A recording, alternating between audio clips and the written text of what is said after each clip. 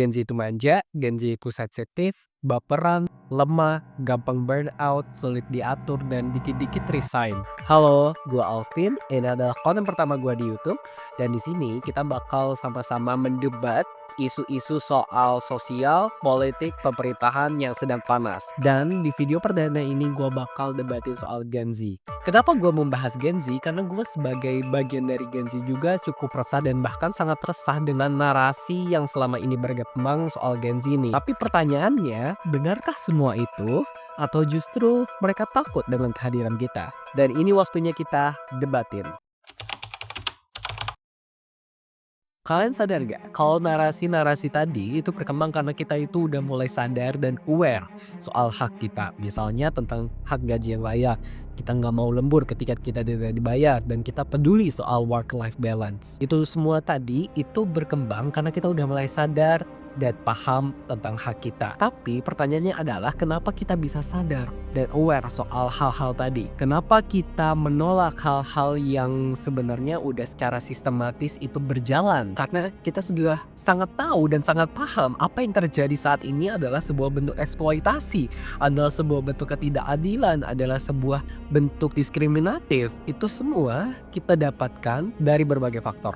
Misalnya dari pendidikan, dari lingkungan kita, dari kemajuan teknologi, di mana arus informasi itu berkembang pesat dan kita menerima banyak sekali informasi dan cara pikir kita juga terus berkembang, terus meluas, dan itulah mengapa alasan kita lebih sadar dan aware terhadap hak kita. Misalnya ambil contoh soal kesehatan mental. Dulu mungkin iya, emang orang itu dikatakan gak baperan, mungkin mereka tidak aware dengan yang namanya kesehatan mental. Tapi sekarang kan kita bisa ngelihat ada psikolog, psikiater yang mulai menyebarkan awareness terhadap masyarakat tentang pentingnya kesehatan mental itu melalui media sosial seperti TikTok misalnya. Ya, jadi kita sering menerima informasi-informasi tentang kesehatan mental dari psikolog dan psikiater tersebut sehingga kita bisa lebih aware dan lebih paham tentang kesehatan mental. Terus ada lagi nih narasi tentang kita itu lemah. Tapi sebenarnya kita itu bukan lemah, tapi kita itu nggak mau diam aja dan kita ini vokal karena kita tadi udah paham. Terus dari kepahaman kita tadi kita udah mulai memberanikan diri untuk stick up, untuk menyuarakan pendapat kita, untuk menyuarakan keresahan kita. Makanya kita dianggap sebagai ya katanya banyak ngeluh lah dan lain sebagainya. Padahal itu karena kita vokal. Jadi kita itu nggak mau di dalam sistem yang gak masuk akal, sistem yang merugikan kita, dan sistem yang jelas-jelas itu tidak adil. Jadi kalau kita berada dalam sistem itu, biasanya kita memberontak dan kita melawan. Dan kita nggak bisa diem aja karena tadi kita udah menerima banyak sekali informasi, kita udah lebih aware dan kita udah lebih sadar. Dan itulah mengapa kita itu tidak bisa rasanya untuk berdiam diri dan harus memberontak dan harus melawan. Kita bisa lihat nih kondisi per hari ini di mana banyak sekali gerakan-gerakan sosial yang hadir itu atas inisiatif Gen Z. Misalnya Tagar Indonesia Gelap yang itu diinisiasi oleh Gen Z, di mana banyak sekali juga Gen Z yang turun aksi di jalan maupun yang hanya di media sosial menyuarakan repost template di IG story dan lain sebagainya soal Indonesia Gelap.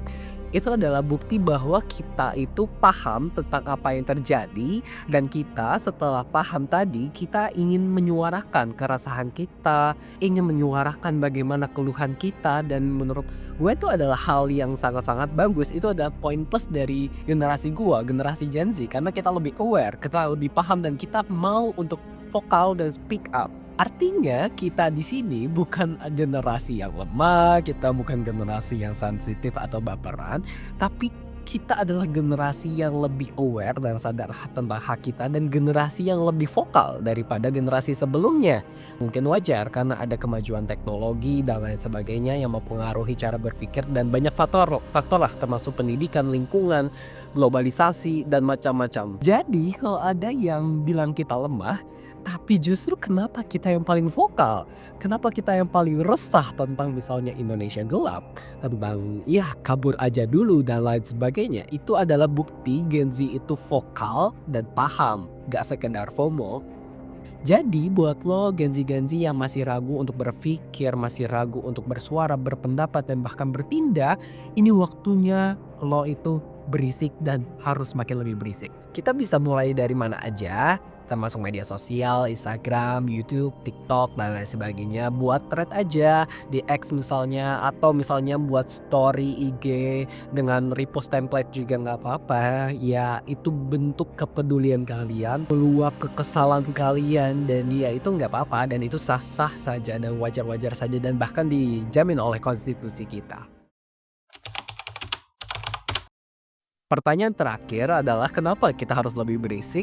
Tentu adalah karena kita sekarang ini merupakan generasi yang paling mendominasi populasi di Indonesia, di mana kita itu sekitar 27,94% berdasarkan data BPS. Jadi artinya adalah semakin besar suatu kelompok itu semakin besar juga pengaruhnya, entah baik dalam ekonomi, termasuk juga politik, kebijakan, dan lain sebagainya. Sehingga suara kita itu penting, suara berisik-berisik kita itu juga sangat-sangat dibutuhkan untuk negara ini. Nah, sekarang gue mau tanya sama lo, sebagai Gen Z, apa isu yang lo concern dan pengen lo berisikin?